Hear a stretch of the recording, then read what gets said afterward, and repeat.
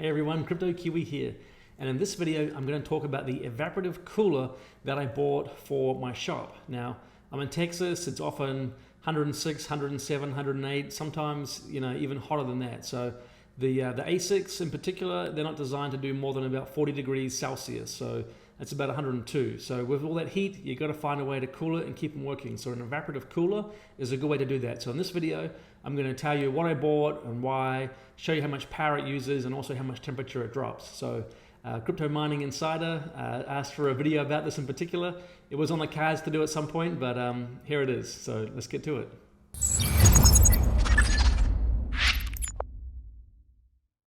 Okay, so when I say I bought an evaporative cooler, I didn't just buy a evaporative cooler. I bought the biggest thing I can find. So it's a Portacool Jetstream 270. They do a 260, a 250, 240, I think, but the 270 is by far the biggest. It was nearly $5,000 delivered. It does 22,500 cubic feet per minute, so it's a monster. It needs a 20 amp, 115 volt, power source because of how fast the fan can spin to push that amount of air, right, and how much power it uses. It's designed to cool up to a 5,600 square feet area. Now my shop is only 1,500 square feet, so this thing is overkill, but I mean, why not? It's freaking cool to have something that's this huge and powerful, because I'm not going to have a problem with moving air in my shop again. And the cooling material on the back, the filter, because it's so large, I've got a huge surface area to pull through, so it's not going to get as dirty as quick. It's going to be easier to keep it all clean and keep all that air moving. So that's why I bought that one in particular. So we're going to head out to the shop. Let's go through the unboxing, set that up, get it all working, and then we're going to look at power consumption and the relative temperature drop, and then just my opinion on whether I think it was worth it, a good choice, and maybe whether you should consider it or not if you were looking at buying something to keep your temperatures down. So let's get to it. Okay, so you can see how big this evaporative cooler is. This is a huge unit. Can't wait to get it unboxed and get it going. This is going to keep all the ASICs nice and cool. That's the plan.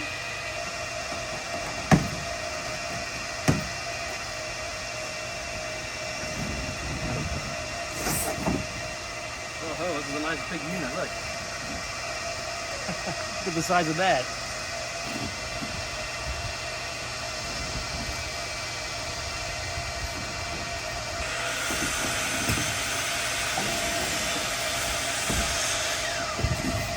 Now that is a giant unit. That's going to take a lot of water. I wish I was doing all this in winter. It would make it a lot easier, but I don't really see another way out of this apart from having to cut the plastic bottom. I'm pretty sure you just have to cut the side off. It slides really well on the plastic, the cooler does. So by kind of just going to cut along here, and then I should be able to just push it out, and it should roll. And we'll turn it on, and I'll put some water in it. I think the water can go in here. I need to check, but I'm pretty sure that's where the water goes.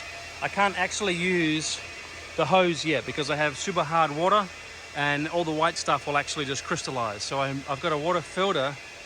It's another $3,500 for a water filter. I've got a water line here, so I'm going to put the filter in there.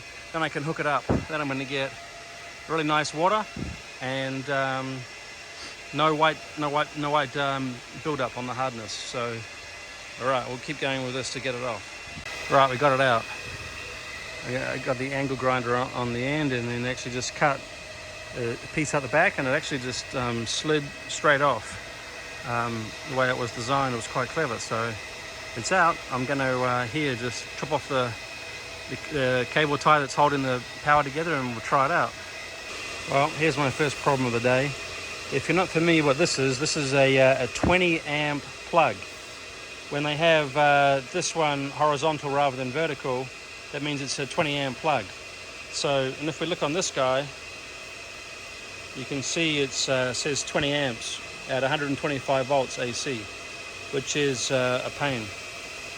If they made it a 240 volt one, it would only need to be 10 amps. And obviously that would be easy for me because basically everything in the shop is 240 volts. So I'm going to have to get a 20 amp circuit installed for this. All right, I can at least use adapter for now. It will get me up to 15 amps. I just have to not put the fan on high speed, because fan and the water pump is obviously how it gets up to 20 amps. So if you want to just kind of have it on a slow speed, I imagine that is not going to pull 20 amps. So that's what I'm going to do for now, is get an adapter. While I also get the electrician to come in and put in a 20 amp circuit with one of these plugs or sockets.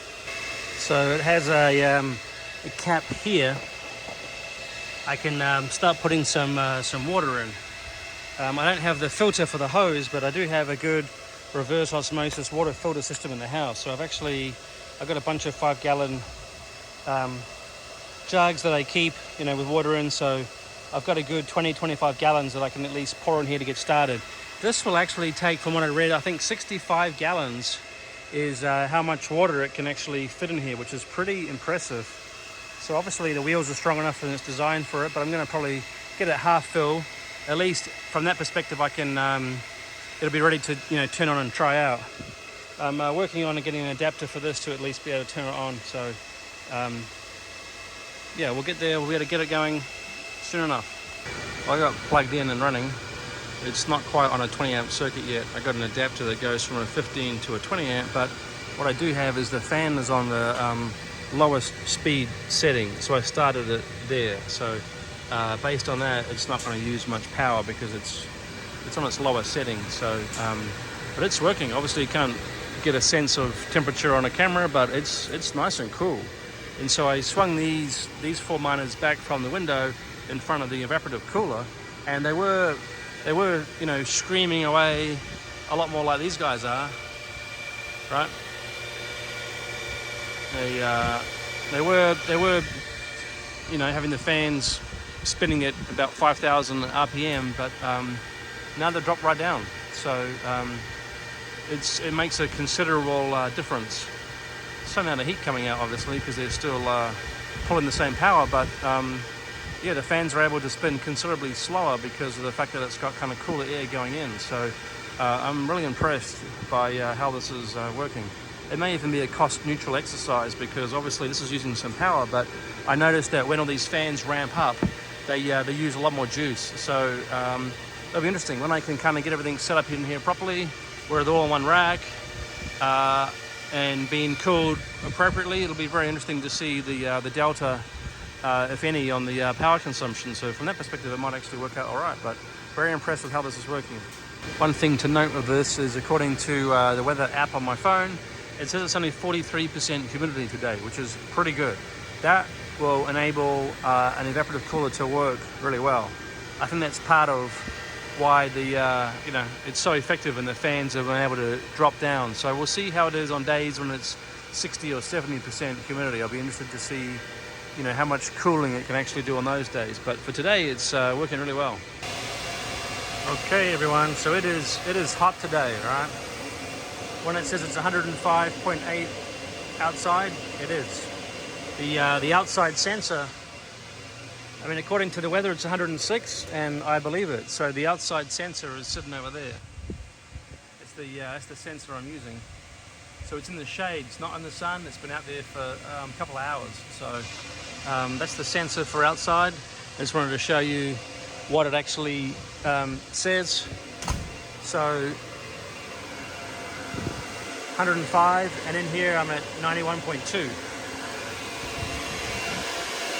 Here this says 88.5. I just want to show you how well my evaporative cooler works. So directly blowing onto my A6, we're at 88.7. This is not directly in the airflow. So here I'm not getting any airflow. The evaporative cooler is on the lowest fan speed setting. So just off to the side though, it's still at 92. That's a heck of a lot better than 106, right? So it's 106 is going to be outside of what their maximum operating parameters. That's 104 is 40 degrees, so this is going to be 41 or 42 degrees. And then some of the heat would get out, and this is going to be hotter in here than 106. So I'm actually going to turn off the cooler and show you how hot it gets, see how long that takes, and then we can put it back on again and see how long it takes to get it back down again to this temperature. So let me turn it off and we'll see how hot it's going to get in here.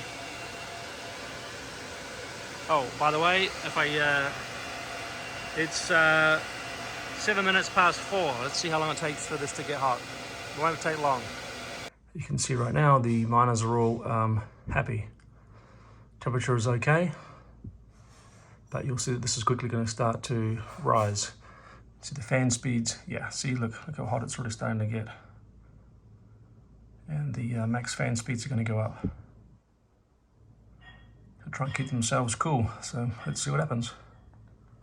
Okay, so now if you look at the temps, and if you look at the max fan speed, you can see that all the miners here are basically maxed out, and they're getting hot. So it's only been 20 minutes. Can you see my watch? Right, it's now 26 past. Oh, about to be 27.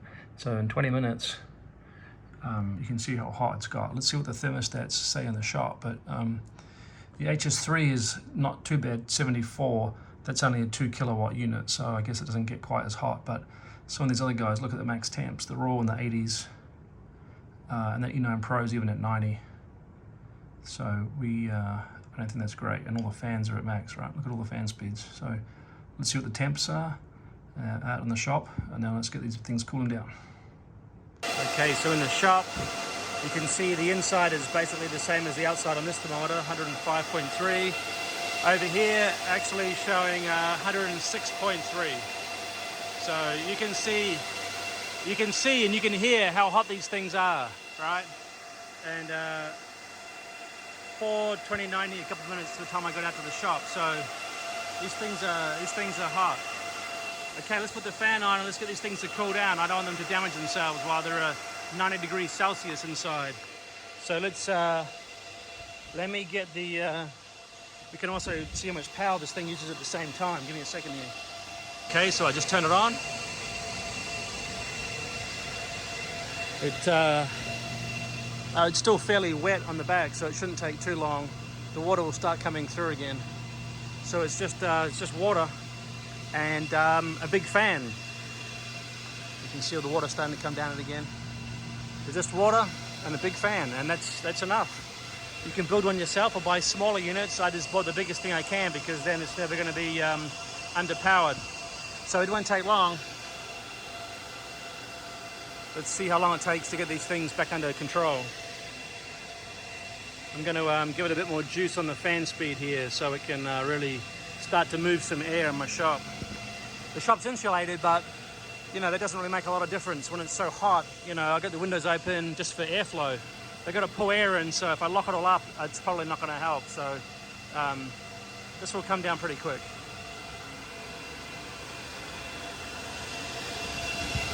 Already at 105.4, I can feel the cool air already. It already makes a big difference. This is not going to take long.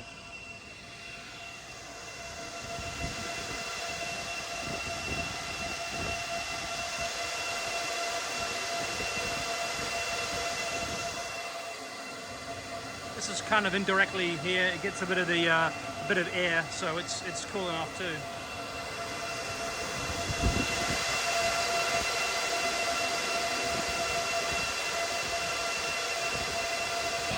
Okay. 100. Only been 2 minutes. Takes a couple of minutes. I can already hear some of the fans. You probably can too, slowing down. Amazing. 97, 99.7, 99.5. Comes down quick. This is getting there too. What a huge difference, right?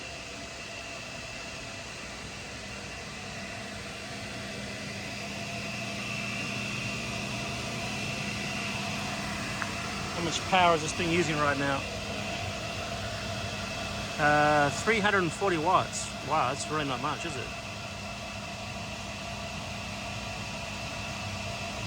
It's quite amazing.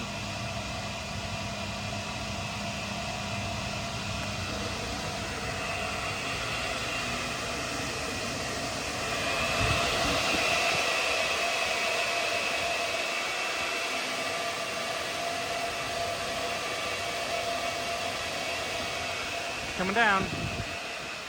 You probably saw the humidity went up a bit, but it's not such an issue. In Texas, it's very dry in summer, so And when I say dry, like it just doesn't rain for like 2 or 3 months. As a result, it is very low humidity. And as a result of that, one of these evaporative coolers works very well. Now, if you're in Florida, if you're in somewhere else in the country where you've got very high humidity, obviously you can't really saturate the air, or air's already saturated. You can't really put a lot more moisture into the air. So it does raise the humidity. And the higher the humidity, the less it can get the temperature down, the less effective it is. So because they're computers and things and all that, and have on my other mining computers, that kind of dries the air out. So it kind of helps a little bit. Helps give you that difference, that so the moisture can get put into the air to cool things down. So it's coming down. This is just a little bit off to the side. Wow, it's 107 outside. Holy cow. 95. Still only 4:34, so it's only been a few minutes. I mean, now you can just hear the fans have gone down. So I'll let it get down to as cool as it can in here, which won't take long. It should get down to maybe the high 80s, definitely the low 90s, if not high 80s, which is pretty good considering we're 106. So let's see where it can get to. Okay, so it's been a minute, or rather we're at 16:49, so it's been a few more minutes. And you can see right now it's still 106.9 outside, and here this is saying 93, but it's not in direct airflow. This guy's at 87.6. 87, right? And we're basically we're at 106. We're nearly at 107. So this evaporative cooler is basically taking 20 degrees, nearly 20 degrees Fahrenheit off.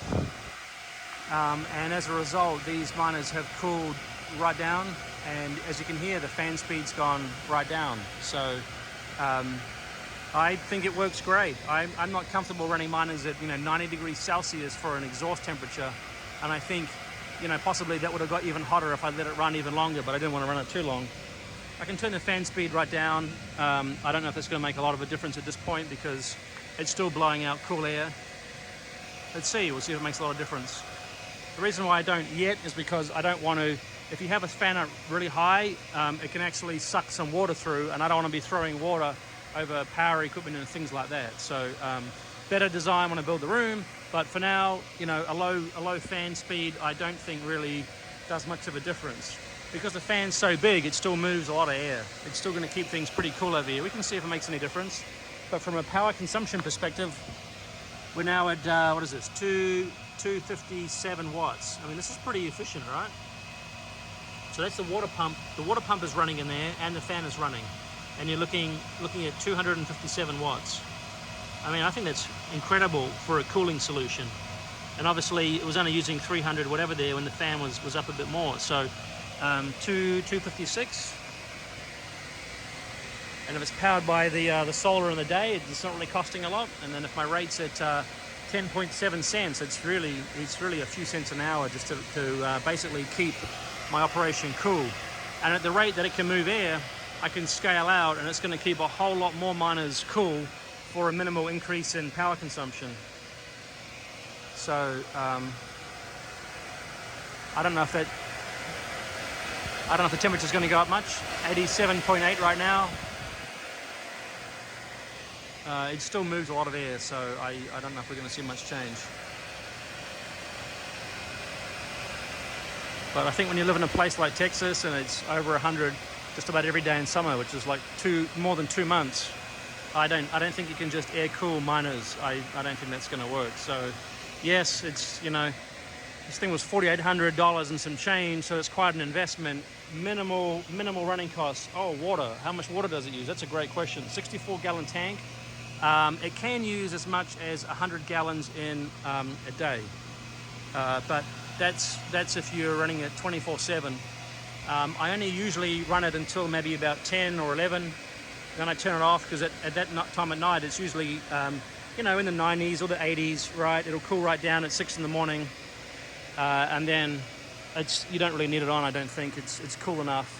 And then I turn it back on again, maybe 9 or 10 in the morning when it starts to heat up. So I'm only run it usually about 12 hours a day.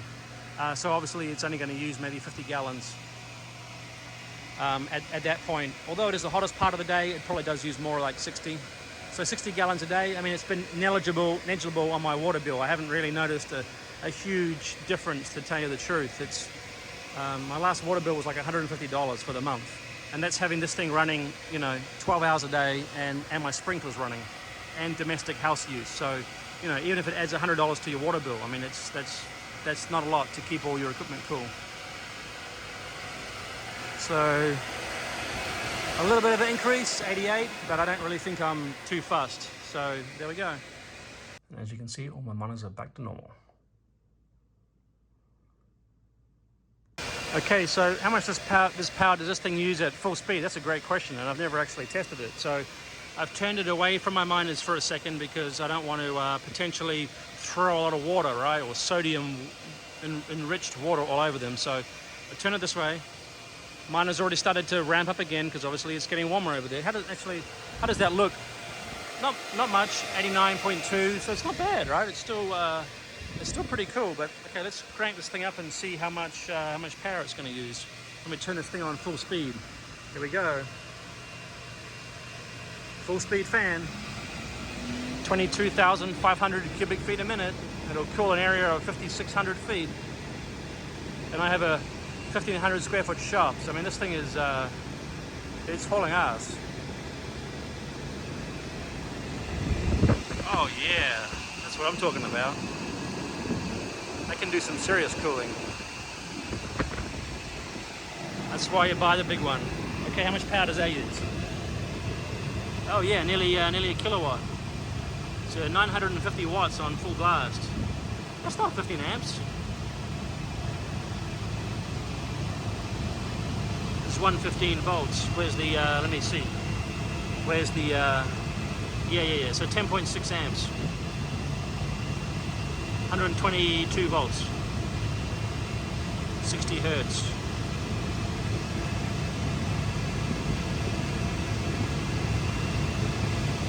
Power factor. Ooh, that's bad. 0.7? Holy cow, that's really bad. Oh, I see. It's going to be pulling more current than what it's actually showing that it's reading due to the power factor. I see why. This motor is very inefficient then. That's what that means. Okay, well, a kilowatt, but at a power factor of 0.7. I can explain what that means. Okay, right. So 950 on the meter at least. Okay, let's put us back. What I also wanted to know is if the fan's on low and I turn the water pump off, how much power does just the fan use? And the fan uses 140 watts. That's incredible, 140 watts. So if I put the pump on, now we're up to 248.